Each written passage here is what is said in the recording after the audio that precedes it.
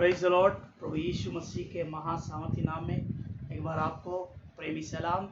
और प्रभु यीशु मसीह के नाम से आप अच्छे होंगे मैं प्रार्थना करता हूँ सब लोगों के लिए। प्रभु पूरे देश में और इंडिया में, वर्ल्ड में, बाहर में, हर जगह प्रभु आपको सुरक्षित रखे और अच्छा रखे, खुश रखे और अपने बाड़े में रखे, अपने हाथों में छिपाए रखे। आज कोविड-19 के कारण एक बार और लाइव आपके साथ मिलने का मौका दिया, परमेश्वर को धन्यवाद देता हूँ। और परमेश्वर एक अवसर हमको दिया, हम प्रभु को धन्यवाद देते हैं। इस महामारी के बीच में भी प्रभु ने हमको जिंदा रखा, अपनी करुणा बनाए रखा, हम प्रभु को धन्यवाद देते हैं। और धन्यवाद के साथ हम प्रार्थना के साथ वचन में जाएंगे। आइए हम प्रार्थना करें। प्रेमी दयालु पिता, हम धन्यवाद देते हैं इस पवित्र दिन में आपके वचन को लेकर। प्रभु जी, हम इकट्ठे हुए प्रभु, आज कोविड-19 की वजह से एक बार और आराधनालय बंद है, पूरे देश में, वर्ल्ड में आराधनालय बंद है। प्रभु जी, तेरे भवन बंद है, परंतु तूने एक माध्यम दिया है जूम के द्वारा हम मिल सके पिता, उसके लिए धन्यवाद हो। आपका वचन के बीज आज बोया जाता है, ओ प्रभु जी 30 गुना, 60 गुना, 100 गुना फल लेकर आने पाए। आज बोल के कोई बीमार है प्रभु उनको चंगा कर, निराशा में नया आशा दे। जो प्रभु जी इस कोविड-19 के कारण जगह जगह में फंसे हुए हैं उनको संभाल और सुरक्षित लेकर आ। जो आना चाहते हैं उनको संभाल कर ला। हमारे बच्चों की रक्षा कर, परिवारों की रक्षा कर, कलीसिया की रक्षा कर, देश की रक्षा कर। डॉक्टर लोग सेवा में लगे हैं उनको भी मदद कर, और जो स्टाफ लोग हैं उनको मदद कर। मजदूर लोग प्रभु भूखे प्यासे जा रहे प्रभु, उनके घर में सुरक्षित पहुंचने के लिए मदद कर। आज भोर के उठने आपके वचन के द्वारा हर एक से बात कर, अधिक साथ पहुंचा यीशु के नाम से, आमीन आमीन। प्रभु के जीवित और पवित्र नाम को महिमा हो। और मैं सोचता हूँ और विश्वास करता हूँ कि आप प्रभु में आनंदित होंगे। और इन दिनों में हम लॉकडाउन में हैं, तो ये जरूर हम महसूस करते हैं कि पवित्र आत्मा हमारे घरों में, हमारे जीवनों में, हमारे बच्चों में, परिवार में, कलीसिया में, देश में पवित्र आत्मा मंडला रहा है और पवित्र आत्मा हमसे बातें कर रहा है। प्रभु को थैंक्स गॉड, प्रभु ने हमको वचन दिया, वो हमसे बातें करता है। इसके लिए प्रभु के वचन के लिए, जीवित वचन के लिए हम धन्यवाद देते हैं। आज वर्ग में हम दूसरा पत्रस उसका 3 अध्याय और 18 वचन यहाँ पर लिखा है, पर हमारे प्रभु और उद्धारकर्ता यीशु मसीह के अनुग्रह और पहचान में बढ़ते जाओ, और उसी की महिमा अब भी हो और युगानुग होती रहे, आमीन। प्रभु ये वचन के द्वारा आशीष दे। यहाँ पर प्रभु और उद्धारकर्ता यीशु के अनुग्रह और पहचान में बढ़ते जाओ। यहाँ पर हम देखते कि प्रभु वो हमारा प्रभु है, वो हमारा मालिक है, वो हमारा स्वामी है। और दूसरी बात लिखा है वो हमारा उद्धार करता है। तो एक विश्वासी प्रभु में, उद्धारकर्ता में, यीशु मसीह के अनुग्रह में और पहचान में बढ़ रहा है। ये पत्रस लिखता है कि हम यीशु के अनुग्रह और पहचान में बढ़ना है। और ये ऐसी बातें क्यों लिखता है?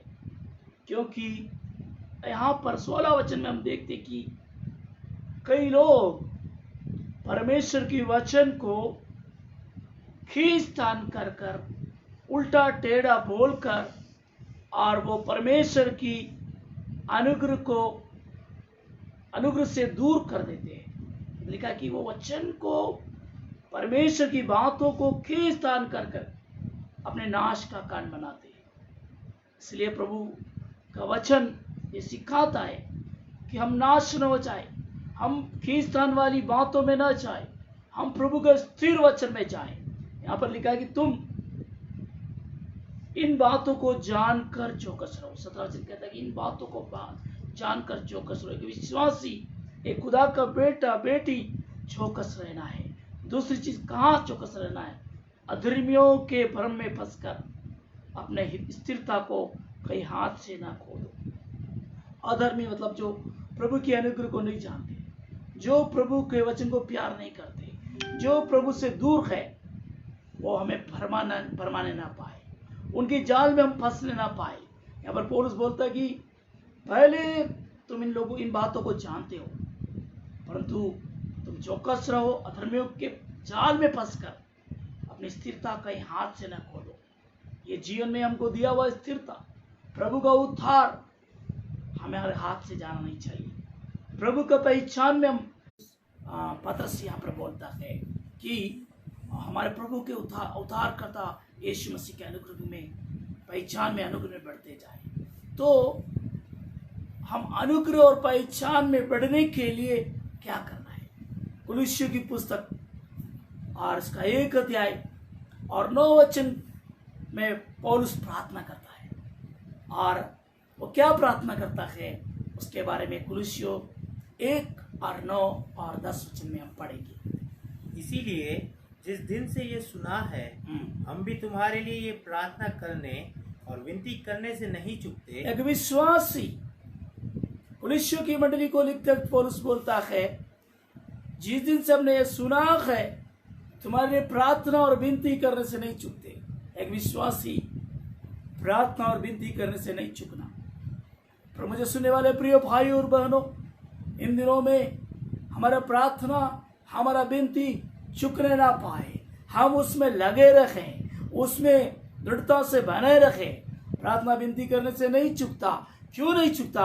आगे लिखा है कि तुम सारे आत्मिक ज्ञान और समझ सहित परमेश्वर की इच्छा की पहचान में परिपूर्ण हो जाओ। हाँ, सारे आत्मिक ज्ञान और समझ सहित परमेश्वर की इच्छा की पहचान में परिपूर्ण हो जाओ। एक विश्वासी अनुग्रह और पहचान में बढ़ना है, और सारे आत्मिक ज्ञान से और सारी प्रभु की मनसा से, प्रभु की इच्छा से, प्रभु की ज्ञान से, प्रभु की इच्छा से हम परिपूर्ण होना है। कहाँ तक बढ़ना है? प्रार्थना करने से नहीं चूकना, सारे आत्मिक ज्ञान से, सारे समझ से, प्रभु की इच्छा की पहचान में परिपूर्ण होना है। एक विश्वासी समझना है, एक विश्वासी आत्मिक ज्ञान में बढ़ना है, और जब बढ़ेगा परमेश्वर की इच्छा को वो पहचानता जाएगा, परमेश्वर की इच्छा को हाल अपने जीवन में अनुभव करते हुए आगे लेता जाएगा, प्रभु की इच्छा में वो बढ़ता जाएगा। इन दिनों में मैं और आप यही प्रार्थना करना है, प्रभु सारा आत्मिक ज्ञान हमें चाहिए, सारे आत्मिक ज्ञान चाहिए, आत्मा की वरदान मेरी जिंदगी में चाहिए, आत्मा की भरपूरी मेरी जिंदगी में चाहिए, आत्मा की फल मेरी जिंदगी में चाहिए। हम प्रभु की आत्मिक ज्ञान को मांगना है, प्रभु से समझ मांगना है, क्योंकि प्रभु का वचन में लिखा है कि याकूब 1:6 में लिखा, जिसको बुद्धि की गट्टी है वो मुझसे मांगी, मैं उसको बिना उड़ाना उदारता से देने वाला हूँ। तो प्रभु हमको बुद्धि देता है, हम इन दिनों में समझ मांगे, प्रभु में समझ दे, हालेलुया, ताकि हम आपकी प्रेम को, आपकी आत्मिक ज्ञान को हम समझ सके, और आपकी पहचान में हम परिपूर्ण हो जाएं, और आपकी इच्छा की पहचान में हम परिपूर्ण हो जाएं। इसलिए यहाँ पर पौलुस कहता कि हम परमेश्वर की इच्छा की पहचान में परिपूर्ण होना है। और 10 वचन में ऐसा लिखा है, ताकि तुम्हारा चाल चलन प्रभु के योग्य हो। तुम्हारा चाल चलन प्रभु के योग्य हो। एक योग्य चाल चलन होने के लिए परमेश्वर की इच्छा हमारा जीवन में जानना जरूरी है, और परमेश्वर की इच्छा में परिपक्व होना जरूरी है। और जब परिपक्व होंगे, पहचानेंगे इस परमेश्वर की इच्छा को, तब हमारा चाल चलन प्रभु का योग्य हो जाएगा, और जब योग हो जाएगा हमारा जिंदगी में भले कामों के फल लगेंगे। तो 10 वचन हम पढ़े, और वह सब प्रकार से प्रसन्न हो, हाँ, और तुम में हर प्रकार के भले कामों का फल लगे। हाँ, 3 बात चाल चलन प्रभु के योग्य होना है। बोलो, मेरा चाल चलन प्रभु के योग्य होना है, प्रभु के योग्य होना है। और दूसरी बात, मेरा जिंदगी में भले कामों के फल लगना है। बोलो, दूसरी बात, मेरी जिंदगी में भले कामों के फल लगना है। तीसरी चीज इधर लिखा है, प्रेम से प्रभु को प्रसन्न करना है, सब प्रकार से प्रभु को प्रसन्न करना है। तो पहली चीज मैंने बोला, मेरा चाल चलन योग्य होना है। दूसरी चीज, प्रभु की लिए भले कामों को करते हुए भले कामों का फल मेरी जिंदगी में आना है। तीसरी चीज, प्रभु को सब प्रकार से प्रसन्न करने के लिए, मेरा जिंदगी से, आपका जिंदगी से हम यही बोलना, प्रभु आपको मैं प्रसन्न कर सकूं। हालेलुया। प्रभु को प्रसन्न करने वाले मैं और आप बनना। हानुक परमेश्वर के साथ साथ चला। हानुक ने परमेश्वर को प्रसन्न किया और परमेश्वर का वचन लिखा, हानुक 365 साल परमेश्वर के साथ साथ चला और 386 वो उसके बाद उधर लिखा है वो उठा लिया गया। उसने परमेश्वर को, उसका गवाह यही लिखा है, उसने परमेश्वर को प्रसन्न किया। मैं और आप प्रभु के लोगों इन दिनों में प्रभु जी, यीशु जी, पिताजी, पवित्र आत्मा जी, मैं आपको प्रसन्न करने वाले के लिए, बनने के लिए मेरी मदद कर, और प्रभु जरूर हमको मदद करेगा। 10 वचन का आगे लिखा है, हम पढ़ेंगे। और परमेश्वर की पहचान में बढ़ते जाओ। हाँ, 3 चीज अभी मैंने बोला, योग्य चाल, भले काम और सब प्रकार से प्रसन्न करने के लिए करते हुए परमेश्वर की पहचान में बढ़ते जाओ। एक विश्वासी परमेश्वर की पहचान में बढ़ना है। और ये बढ़ना कहाँ तक है, कहाँ तक बढ़ना है, कैसे बढ़ना है?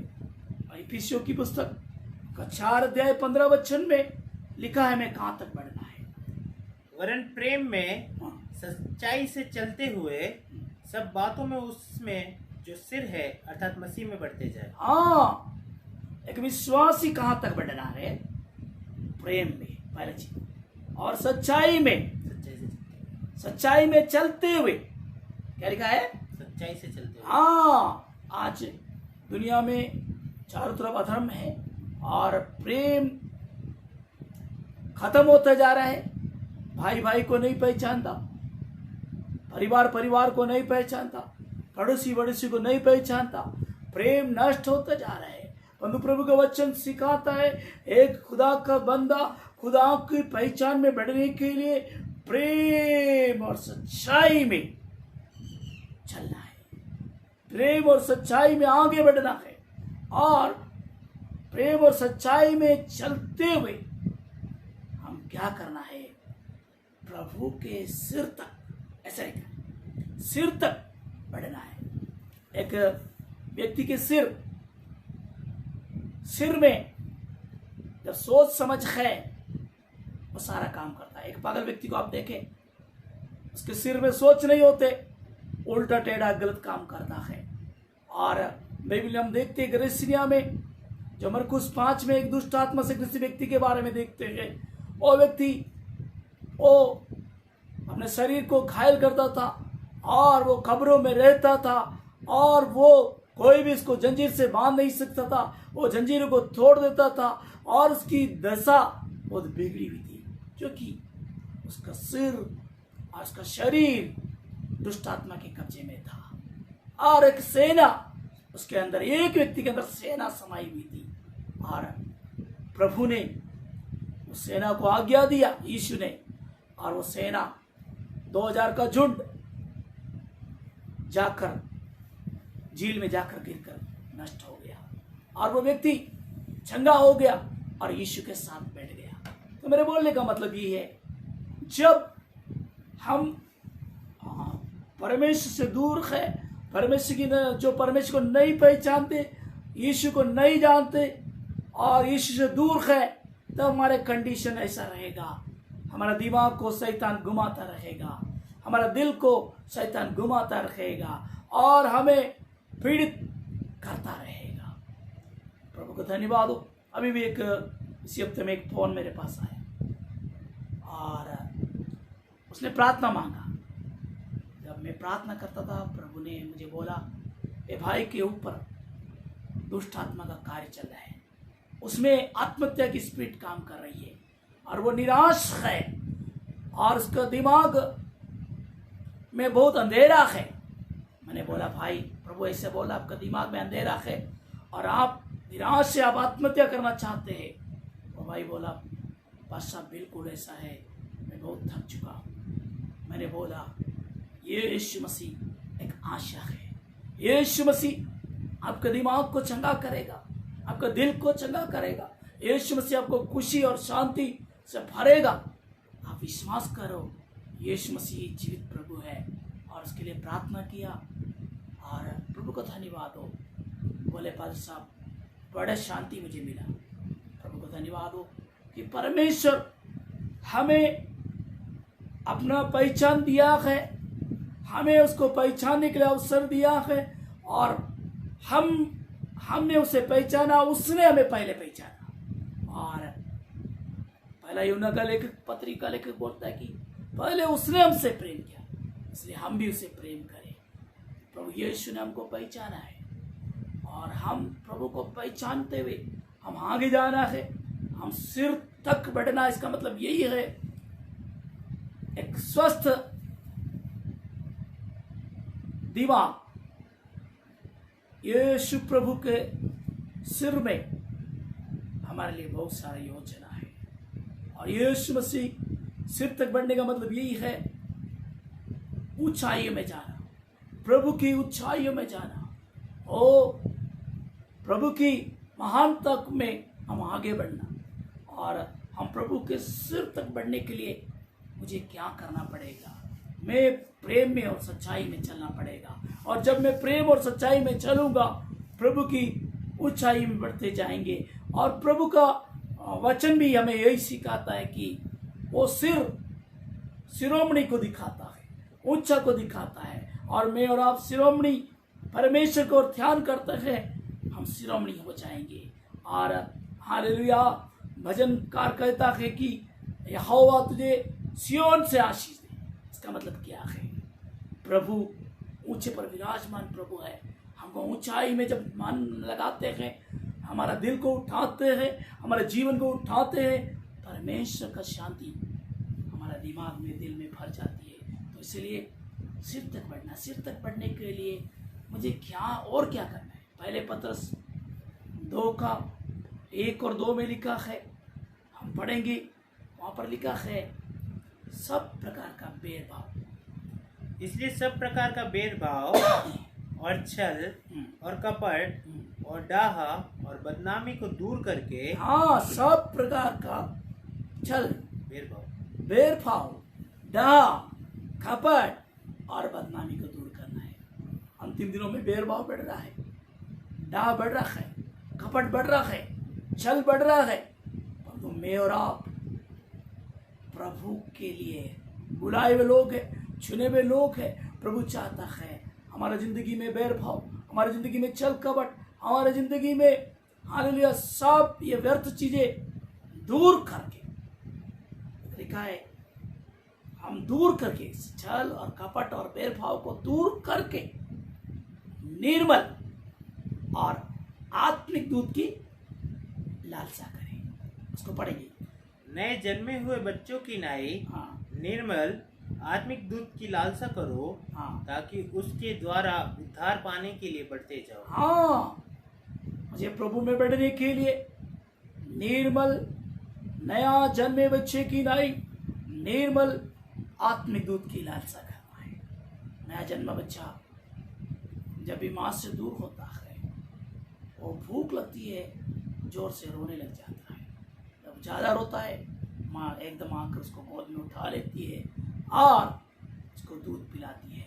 उसी प्रकार परमेश्वर के बच्चों को, परमेश्वर का बेटे बेटी है, परमेश्वर जब हम आत्मिक दूध की लालसा करते हैं, प्रभु मुझे आत्मिक दूध चाहिए और मुझे निर्मल दूध चाहिए, मुझे चाहिए प्रभु, मुझसे बात कर।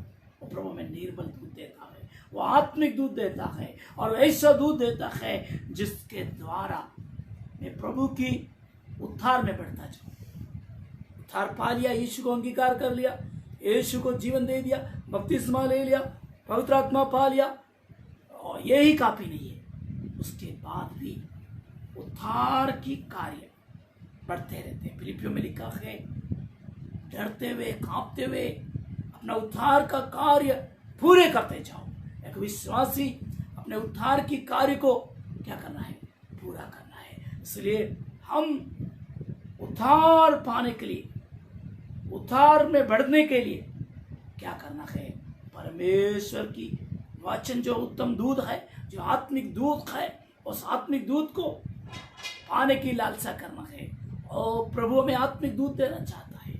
अरे फिर का काम 17 अध्याय में ऐसा लिखा है, जो थिस्सलुनीके के लोग अच्छे लोग थे और आत्मिक लोग थे, वो भले लोग थे, और वो प्रतिदिन परमेश्वर की वचन में खोजते थे उसमें ऐसा है या नहीं है, ऐसा लिखा है या नहीं लिखा है। वो बराबर वचन को ढूंढने वाले लोग थे, वचन को खोजने वाले लोग थे, वचन को पढ़ने वाले लोग थे, और वे बढ़ने वाले लोग थे। तो हम प्रभु में बढ़ना है, वचन को खोजना है, वचन को पढ़ना है, वचन को लेना है। प्रभु हमें आत्मिक रूप से बढ़ाएगा।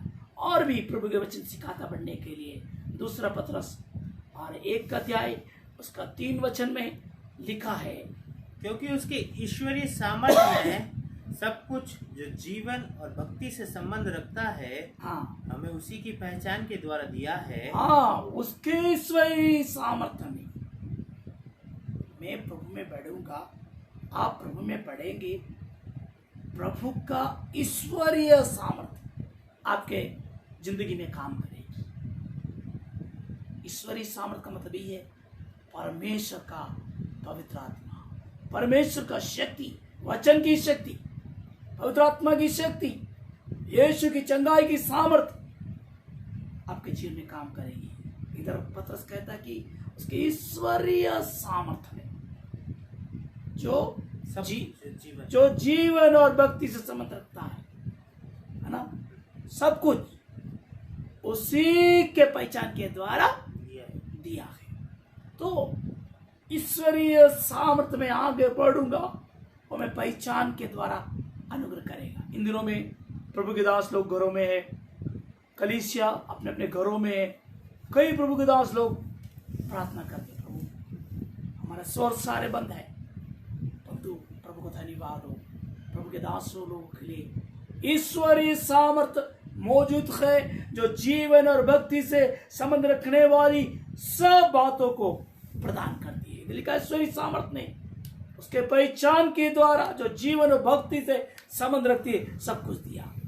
कई लोगों को नौकरी नहीं है, परंतु प्रभु अपने सामर्थ्य हाथों के द्वारा उनके लिए इंतजाम करता है। जब मैं इधर निबाड़ा में सेवा के लिए आया, एक बार की बात है, संडे आराधना करने के बाद मैं घर में था, और उसी दिन घर में कुछ भी नहीं है, और मैंने प्रार्थना किया, परमेश्वर आपको धन्यवाद हो कि हम आपको खाली अवस्था में भी हम आपको जानते हैं, आप अच्छा है, और हम आपको धन्यवाद करते हैं। मैं पानी पीकर, और बच्चे लोग भी मेरे साथ थे, वो भी सब सो गए। और थोड़ी देर के बाद, आधे घंटे के बाद, एक भाई 50 किलो गेहूँ उठा कर लाया, कंधे में उठा कर लाया, हाँफते हुए आया। और मैंने बोला, भाई आप पवित्र दिन को आदर करना चाहिए, संडे आराधना में क्यों नहीं आए? और भाई ने बोला, पास्टर साहब मुझे पहले पानी पिलाओ। मेरे बात अब सुनो। पानी पिलाया और बोला, मैं आज जल्दी आने के सोचा पर आ नहीं पाया। क्यों नहीं आया? मेरे बात अब सुनो पास्टर साहब, मैं पहली बार मेरे घर से गेहूँ लाया, और मैंने गेहूँ लाकर उसको उस प्रभु के दास को दे दूंगा, नहीं दिया, और जा नहीं पाया, वो अपने यूज में ले लिया। दूसरी बार भी मैंने सोचा अब की बार प्रभु के दास के लिए ले जाऊंगा, कुछ कारण से ले जा नहीं पाया। तीसरी बार मैं जब सोच रहा हूँ चलो आज प्रभु का वचन को पढ़ता हूँ, प्रभु मुझसे बात करे, और प्रभु ने उस भाई से बात किया और इस प्रकार बात किया, मेरे दास खाएंगे तो भूखा रहेगा, मेरे दास पिएंगे तू प्यासा रहेगा, मेरे दास आनंद मनाएंगे तू विलाप करेगा। तो वो भाई ये वचन बोलकर ऐसे बोला, परमेश्वर ने एक झापट मुझे मार दिया, एक थप्पड़ मुझे मार दिया परमेश्वर ने। मैंने बोला, परमेश्वर मुझे माफ कर, मैं अभी जाऊंगा। कोई बात नहीं, पास साहब कुछ भी बोले, आराधना में नहीं आए तो कोई बात नहीं, मैं अभी जाऊंगा। 50 किलो गेहूँ उठा कर लाया, प्रभु को धन्यवाद हो। उस गेहूँ में से हमने पिसा कर उसी दिन खाना बनाया। मेरे बोलने का मतलब ये नहीं है, परमेश्वर की ईश्वरीय सामर्थ हमारे लिए दिया गया है, उसकी ईश्वरीय सामर्थ जीवन और भक्ति से संबंध रखने वाली हर चीजों को प्रोवाइड करेगा, हर चीजों को देगा। और पास्टर के लिए नहीं, बिलीवर्स के लिए भी प्रभु इंतजाम करेगा। इसलिए आज बोल के तुम्हें मेरा आप जब लॉकडाउन में है, ओ प्रभु की ईश्वरीय सामर्थ को हम मन लगाए, ईश्वरीय सामर्थ में आगे बढ़े, ईश्वरीय सामर्थ में दृढ़ हो जाए। ईश्वरीय सामर्थ ने सब कुछ जो जीवन और भक्ति से संबंध रखता है उसकी पहचान के द्वारा दिया। इसलिए निर्मल दूध की लालसा करना है, आत्मिक दूध की लालसा करना है, ईश्वरीय सामर्थ में बढ़ना है। तीसरी चीज, हमें कभी भी हारना नहीं। दूसरा पत्रस 2 अध्याय और 20 वचन में लिखा है कि एक प्रभु का बंदा, एक प्रभु का बेटा, एक प्रभु का बेटी, और जब वे प्रभु और उद्धारकर्ता यीशु मसीह की पहचान के द्वारा संसार की नाना प्रकार की अशुद्धता से बच निकले। हाँ, प्रभु ने हमें नाना प्रकार की अशुद्धताओं से, बुराई से, पाप से हमें बचाया। हाँ, हम बच निकले आगे। और फिर उनमें फंस कर हार गए तो उनकी पिछली दशा पहले से भी बुरी हो गई है। हाँ, हम प्रभु की पहचान में बढ़ते जाना है। हम अशुद्धता में, बुराई में, पाप में फंस कर हारना नहीं। अगर हार गए तो पहले से भी बुरी हालत हो जाएगी। लिखा है पिछली दशा पहले से भी बुरी हो गई। खुदा ना करे हमारी दशा बुरी हो जाए। हम हारे नहीं, हम प्रभु के लिए हमें स्थिर रखते हुए, हम प्रभु का सामर्थ में आगे बढ़ते हुए आगे जाना है। एलिशा ने एलिया से क्या मांगा? तुझ में जो शक्ति है, तुझ में जो सामर्थ्य है, उसका दुगना भाग मुझे मिल जाए। परमेश्वर का धन्यवाद, भूखा था, मां सामर्थ का भूखा था और परमेश्वर ने उसको सामर्थ्य दिया। परमेश्वर की आत्मा एलिया की चादर एलिशा पर आई और उसने डबल शक्ति को, डबल पावर को उसने पाया, डबल अनुग्रह को उसने पाया। तो आज बोल के तुम्हें एक कहना चाहता हूं, परमेश्वर डबल अनुग्रह देने वाला है, डबल शक्ति देने वाला है। मैं और आप इन दिनों में प्रभु से बोले, प्रभु मैं तेरा शक्ति का भूखा हूं, प्रभु मुझे तेरा सामर्थ चाहिए। बाइबल में लिखा है वो शक्तिहीन को बहुत ही सामर्थ से भर देता है। यशायाह 40 में लिखा है वो हमें बहुत ही सामर्थ देने वाला है। इसलिए आज बोल के में हम हारना नहीं। हम संसार की अभिलाषा से, संसार की पापों से, संसार की गंदे कामों में हम फंसना नहीं, हारना नहीं। कई लोग प्रभु में बहुत अच्छी तरह से बढ़ते हैं परंतु थोड़े समय के बाद वो फंस जाते हैं, वो हार जाते हैं। कई लोगों को मैंने ऐसा देखा, बहुत बाइबल पढ़ते, बहुत प्रार्थना करते, परंतु उनको ऐसा देखा कि वो प्रभु के प्रेम से दूर होकर संसार में लिप्त हो गए और नशे में, तंबाकू में, गुटखे में, शराब में जिंदगी बिताकर नष्ट हो गए। कई लोगों को मैंने नष्ट होते हुए देखा, परंतु थैंक्स गॉड, प्रभु की करुणा हमारे ऊपर बनाए रखी, आपके ऊपर बनाए रखी। हम प्रभु से यही प्रार्थना करना, प्रभु आप में आपकी ईश्वरीय सामर्थ मुझे ले चले, आपकी ईश्वरीय सामर्थ मुझे आगे बढ़ाए, आपकी ईश्वरीय सामर्थ मुझे पकड़े रखे। मैं हारने नहीं पाऊँ, मैं फंसने नहीं पाऊँ, मैं विजय की ओर जाऊँ। इसलिए मूसा बोलता है, प्रभु आप मुझे चला लें। प्रभु हमको चला नहीं पाए, प्रभु हमको आगे बढ़ा नहीं पाए। फिलिपियों के लेखक पौलुस बोलता है, फिलिपियों 3:8 में बोलता है कि मैं प्रभु को पहचान में आगे बढ़ते हुए सब चीजों की हानि मैंने उठाई। हम फिलिपियों 3:8 में हम पढ़ते हैं, वहां पर इस प्रकार लिखा है, वरन मैं अपने प्रभु मसीह यीशु की पहचान की उत्तमता के कारण, हाँ प्रभु यीशु मसीह की पहचान की उत्तमता के कारण सब बातों को हानि समझता हूँ। ओ सब बातों को हानि समझता हूँ। मेरे जिंदगी में, आपके जिंदगी में यीशु की पहचान की उत्तमता को हम प्राप्त करना है। हम यीशु की पहचान की उत्तमता में आगे बढ़ना है। वो उत्तमता, वो श्रेष्ठता प्रभु मुझे चाहिए।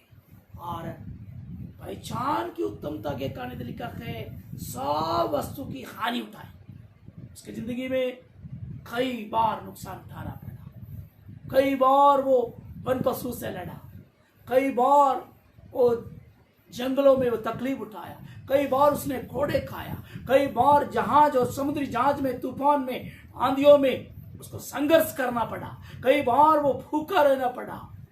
परंतु फिर भी वो बोलता है पहचान की उत्तमता के कारण सब वस्तु को हानि उठाई, सब वस्तु को कूड़ा समझता हूं। और आगे लिखता है कि मैं मसीह को प्राप्त करूं, पढ़े पूरा। जिसके कारण मैंने सब वस्तु की हानि उठाई और उन्हें कूड़ा समझता हूं, जिससे मैं मसीह को प्राप्त करूं। हाँ, मसीह को प्राप्त कर और मसीह में पाया जाओ। सब वस्तु की हानि उठाई, मसीह को प्राप्त कर। तो एक विश्वासी परमेश्वर की पहचान की उत्तमता को पाना है, प्रभु की पहचान की उत्तमता में बढ़ना है और बढ़कर सारी बातों को हानि उठाते हुए भी पौलुस बोलता है मैं मसीह को प्राप्त करूं। मैं और आप मसीह को प्राप्त करने का मतलब यही है, मसीह हमेशा मेरे जीवन में रहना, आपके जीवन में रहना। यूहन्ना यही कहता है कि वह बढ़े मैं घटूं। इसका मतलब ये मेरे अंदर, आपके अंदर मसीह की पहचान बढ़ना है। हर दिन मसीह मेरे अंदर बढ़ना है, आपके अंदर बढ़ना है और मसीह को प्राप्त करते हुए हम आगे जाना है। और होशे की पुस्तक 14 अध्याय आज का 5 वचन में ऐसा कहता है, मैं इज़राइल के लिए ओस के समान होगा। हाँ, वह सोसन की नाई फूले फलेगा। हाँ, और लबानोन की नाई जड़ फैलाएगा। हाँ, देखो यीशु यहाँ पर परमेश्वर क्या बोलता है, होशे की पुस्तक में बोलता है मैं ओस के समान बनूंगा। हम पहचानना है प्रभु को, ये ओस के समान। ओस भूमि पर गिरती है, अगर सर्दी में आप जाकर देखिए एकदम चमकती भूमि है ना, एक चमकीली ओस है। और ये ओस भूमि से सुंदर चमकती है और सुबह जब धूप तेज आती है वो ऊपर चली जाती है। परमेश्वर ये ओस क्यों बोला है? ये ओस भूमि को जो बनाती है, ये भूमि को नमी देती है और इस ओस के द्वारा हम देखते हैं भूमि में अच्छे फसल होते हैं और उसके द्वारा जो बहुत सारा लाभ है। तो इधर ये मैं ओस के समान बनूंगा और दूसरी चीज वह शोषण के समान फूले फलेगा। जब ओस गिरेगी फसल अच्छी होती है, जब ओस गिरेगी फल फूल आते हैं। इधर शोषण की फूल के बारे में लिखा है। तो प्रभु कहता कि मैं ओस के समान उसके लिए बनूंगा और वह मतलब हम लोग क्या करेंगे?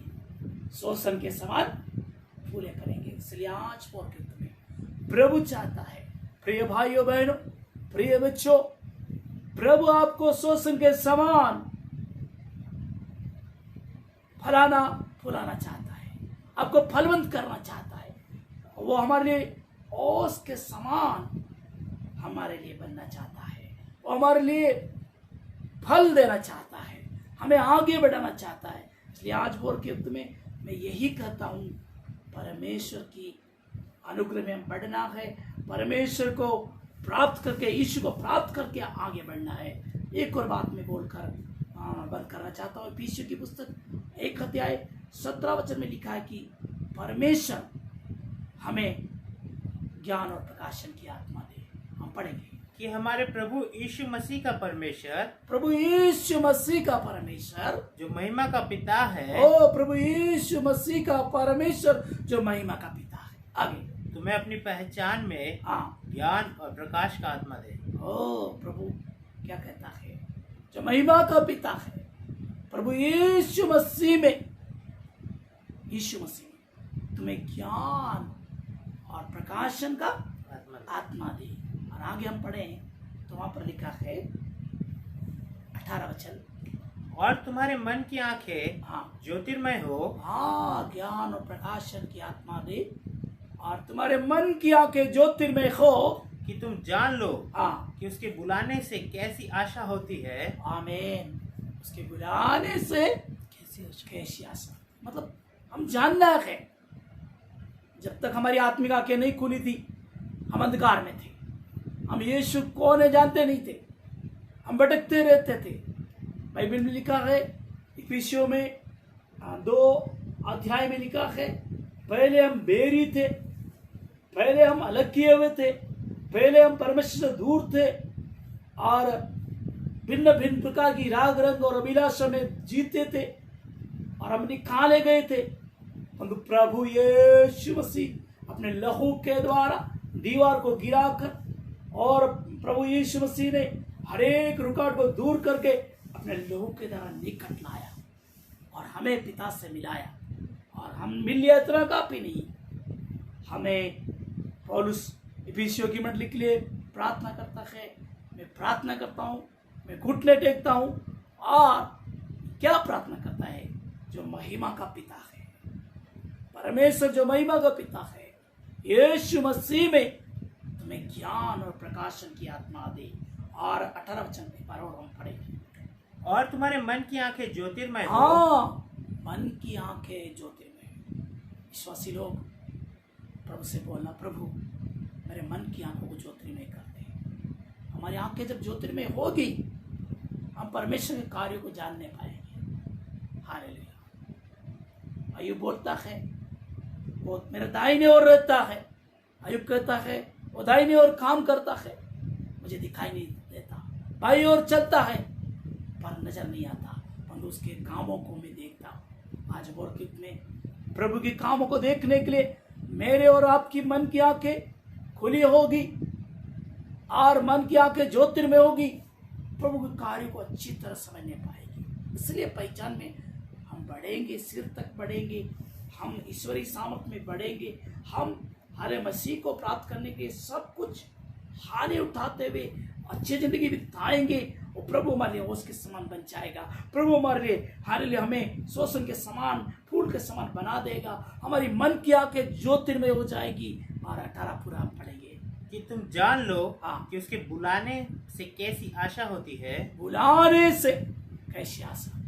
प्रभु ने हमें बुलाया, हमें एक आशा दिया। दुनिया में कोई आशा नहीं है, तो प्रभु ने हमको आशा दिया। क्या आशा दिया? यीशु वापस आने वाला है। मृत्यु का काम एक में लिखा है, जब यीशु मसीह बादलों पर उठा लिया गया और जब चेले लोग उसकी बाट जोड़ रहे थे, आसमान की ओर देख रहे थे, और उधर यीशु मसीह के दूत, परमेश्वर के दूत आकर बोला, जिस रीति से यीशु को तुम जाते देख रहे हो, तो वापस इसी रीति से बादलों में आएगा और वापस आएगा। प्रभु वापस आने वाला है। एक विश्वासी हर इस संसार में रहते वक्त में मेरे लिए,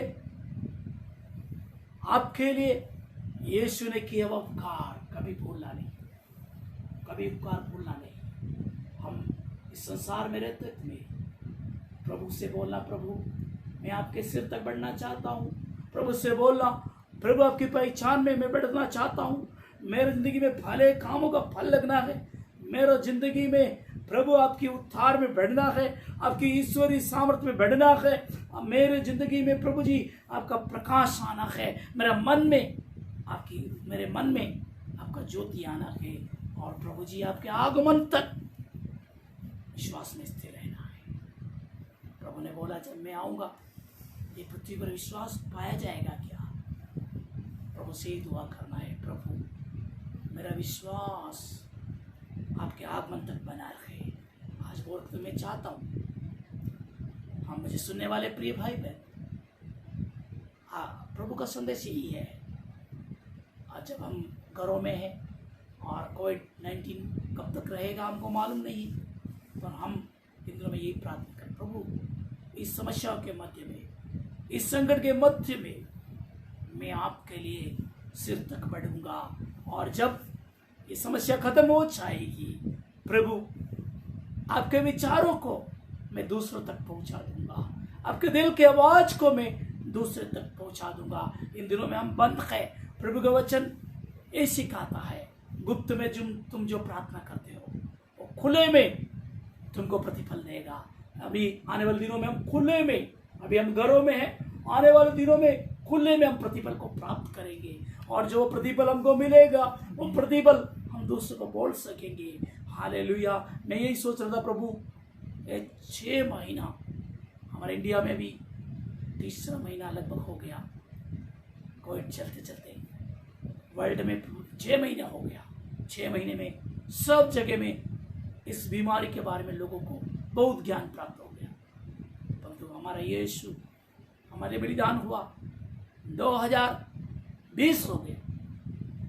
कई लोग यीशु को जानते नहीं, कई लोग उसको पहचानते नहीं, कई लोग उससे दूर हैं, कई लोग उस महान बलिदान को जानते नहीं। मेरी और आपकी प्रार्थना यही है, प्रभु मैंने पहचाना, प्रभु जी मुझे सुनने वाले भाई बहनों ने पहचाना। हम यही प्रार्थना करें प्रभु, उनकी मन की आंखें ज्योतिर्मय हो जाए, उनकी आंखें खुल जाए, वो तेजमय परमेश्वर को देखे, यीशु के बलिदान को देखे।